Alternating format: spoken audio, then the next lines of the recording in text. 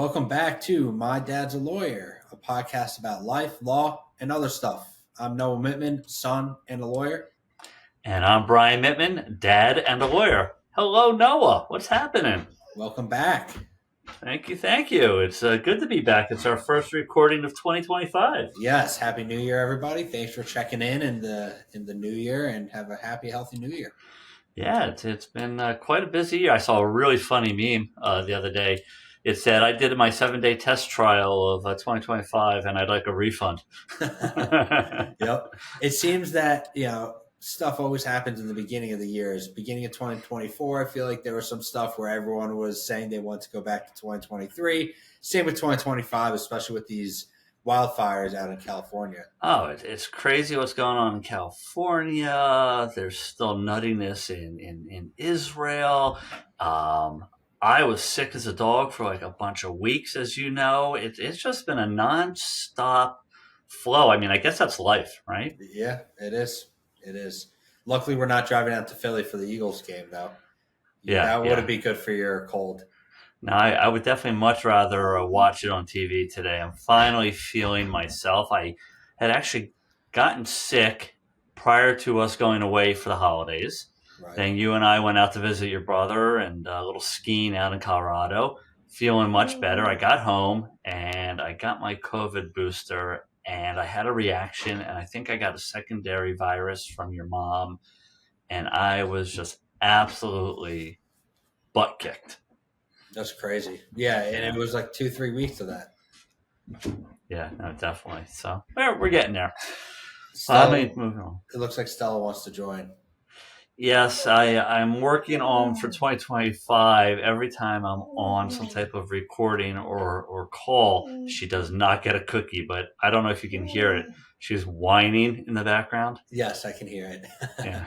Oh. Yeah. So I have definitely very poorly trained her, and her sister just sits there and right. goes, "Oh, Stella will do it. Then I'll get a cookie." Okay, I got to do a little cookie action. There you go, girls. Nice. I'm running out of cookies. Anyway, so I saw a really cool episode by my friend Neil. You know Neil Goldstein. Yep. He did this interview series, and he had his daughter, who I guess is 23, 24, so a few years younger than you. And he was asking her about kind of like some phrases that he might not understand as a father.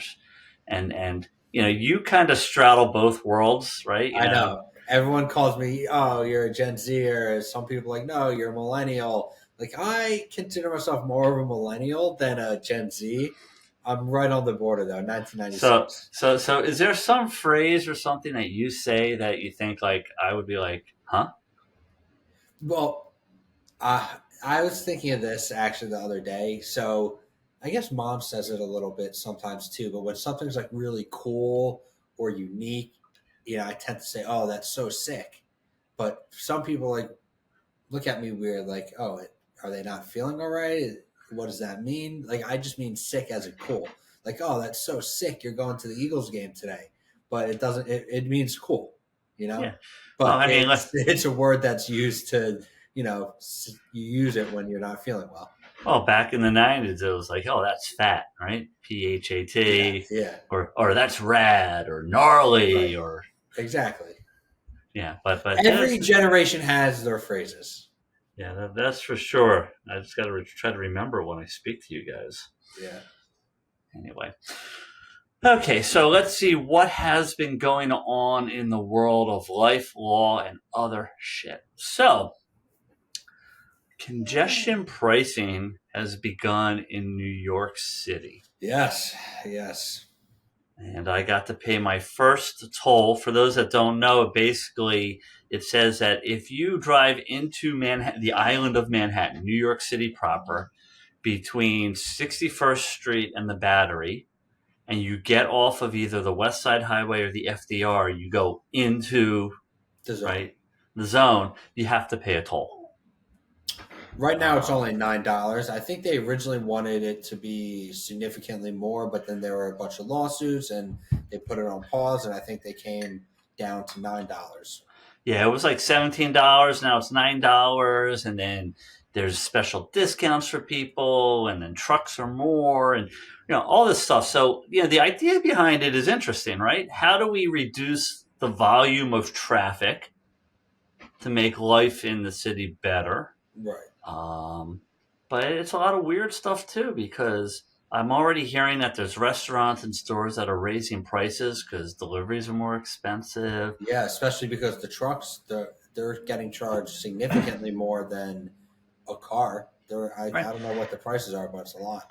And I'm even thinking, like, once in a while, Waze used to take me down the West Side Highway, and I would jump off around 38th Street and hop into the Lincoln Tunnel and drive across to your sister in Jersey. I think I get charged because I get off of the highway. Yes, you're in So, downtown. You'd be charged $9, and the tolls on the bridges and tunnels that are under 60th Street also increase. So coming into the city through the Lincoln Tunnel also increased. yeah, so it's kind of a crazy thing. I mean, I hope it does what it says it's going to do and increases money to improve public transportation, because the whole idea behind it is to make it better. But the city right now is not designed for like transit and ease of access and Right. everything. It's just not designed that way. Right. It's And supposed it's to also be a deterrent for people to drive down there and use mass transit, but these days a lot of people don't want to use mass transit until they, pick it up and make it nicer and safer. So we'll see what Yeah, happens. I just have a feeling for the most part it's going to be like anything else.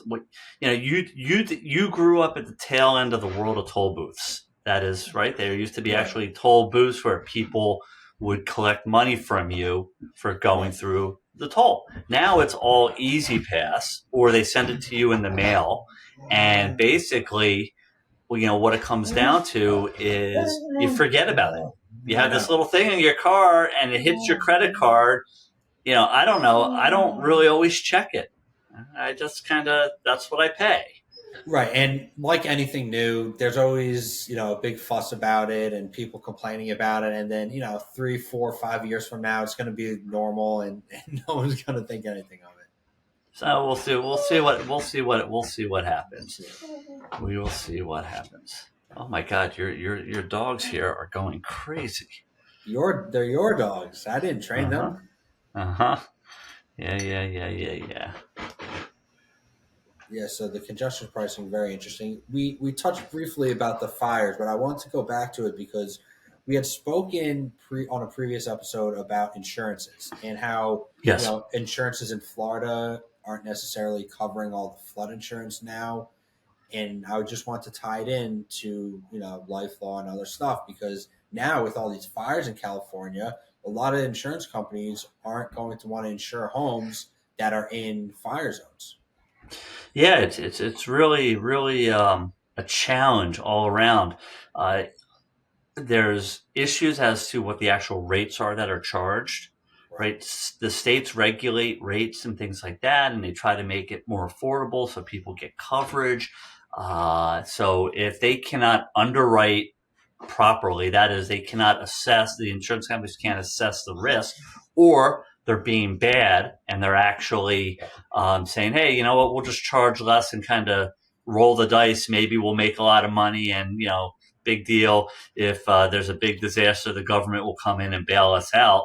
It's a bit of a game, but it's a real challenge. It Uh, is. and it's happening everywhere. Like, people see all these hurricanes down in Florida, then North Carolina got hit, and Georgia got hit, and it looks horrible, it looks awful, and then people forget about it. Obviously, Los Angeles is one of the biggest cities, very well known, uh, and frankly, these fires have wiped out middle to upper class neighborhoods, so it's going to get more attention as well.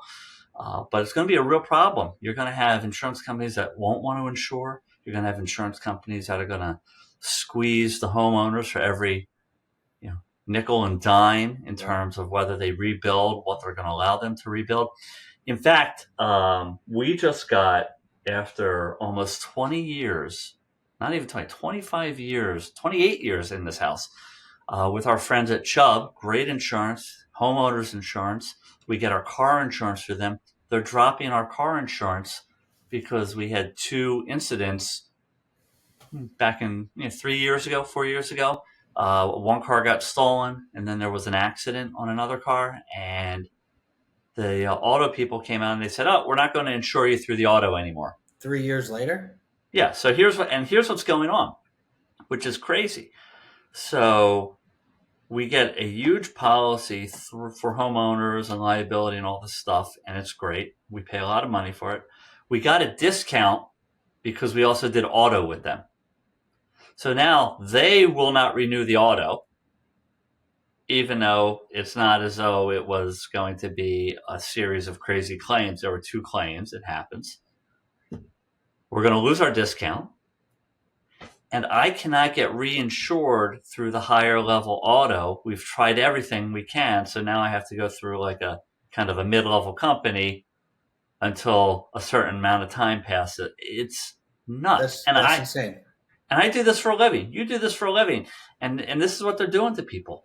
People are having small claims. They're dropping them right away. I know. Stuff like Everyone who I speak to in terms of, my clients and whatnot, they're afraid to make these claims for their lawsuits because they don't want to get dropped. They don't want their prices and premiums to go up, and they're afraid. And I try to tell them, this is the insurance you paid for. You should use it and want to use it, but they're deterred from wanting to use their insurance.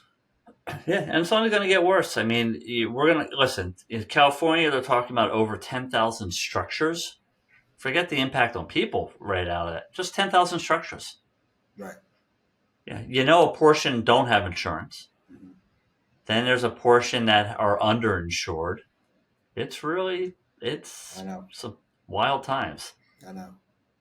Wild times. And speaking of wild times, back in the day, Justice Potter Stewart of the Supreme Court in the early 1960s was part of a landmark First Amendment case about pornography. Okay. And his famous quote that people always quote is, "I know it when I see it."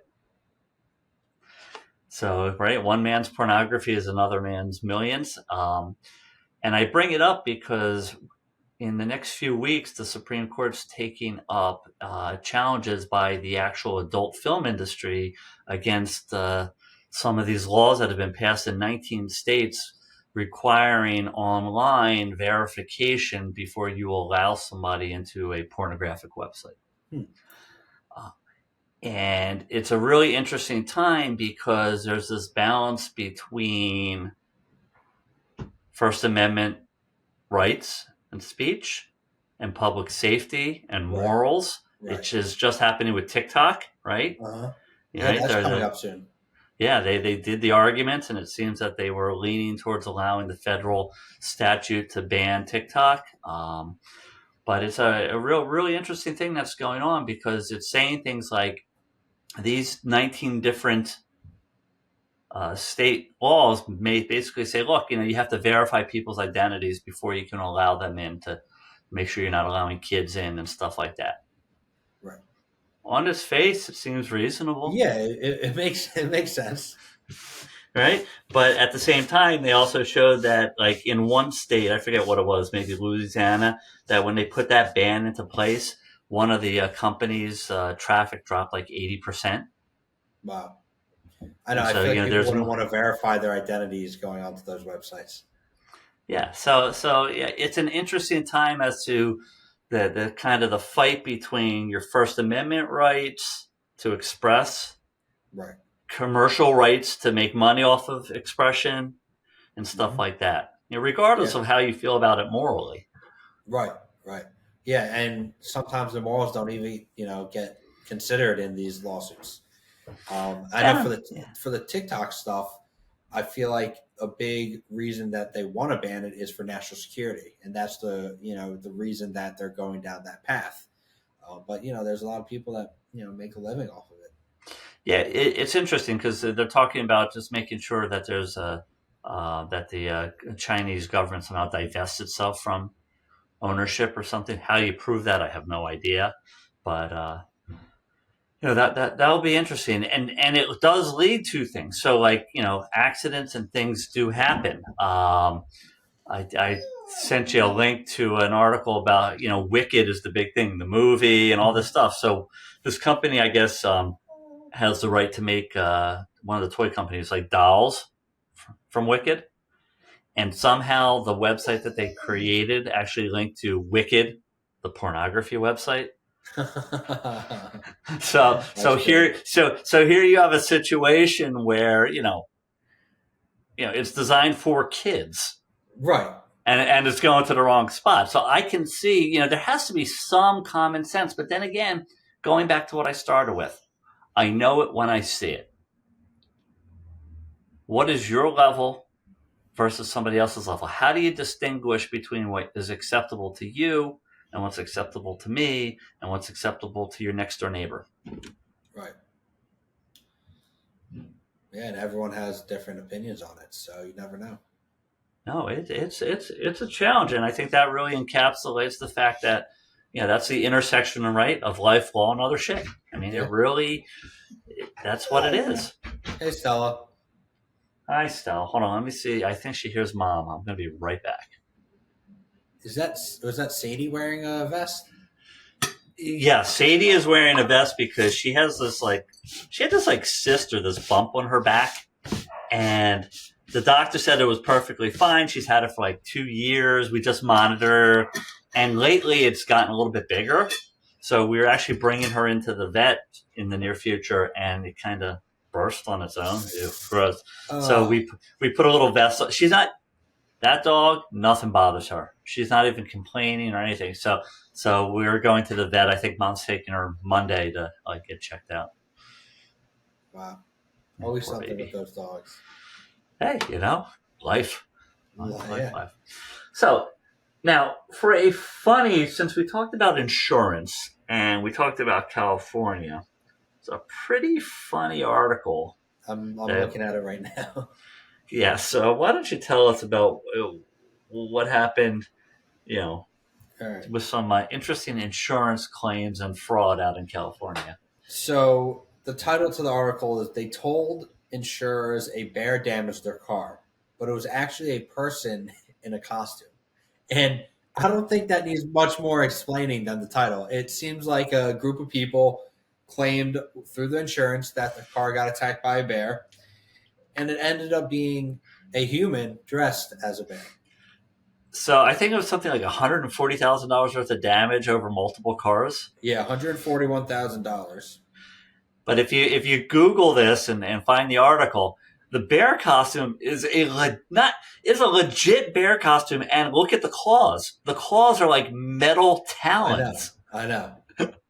They made it look real, but ultimately they were caught, which always happens with these things. Always happens. I don't understand how people think they're getting away with it. And in this day and age, with all the additional surveillance and everything else that they have, they call it Operation Bear Claw. That's tremendous. That's funny. It was in January, suspects claimed that a bear had entered their 2010 Rolls Royce. And then it involved all different cars, very nice cars. 2015 Mercedes AMG, 2022 Mercedes E350. So these weren't, these were nice cars that they were breaking into, or the bear was breaking into. Yeah, the bear. That is classic. But in all seriousness, I think over the next few weeks, especially, I'm sure there's going to be some legislation to try to create some special funds to help people out in California and stuff like that. Yeah. I think hopefully they've learned some lessons on the federal side from the COVID stuff. Hopefully they'll have a couple reasonable rules in place so that they can limit fraud and BS. And just hope everybody stays safe. It's kind of crazy out there. So for all our fans listening to us on the West Coast, we're thinking about you. Yes. So we'll see what happens. Hopefully they can put these fires out and we can start to rebuild. Absolutely. So, so I am Brian. I'm the dad and a lawyer, and you can follow me at The Disability Guys for all my handles. And I'm Noah Mittman. You can follow me at You Know a Lawyer. Have a fantastic day, everybody. Happy New Year.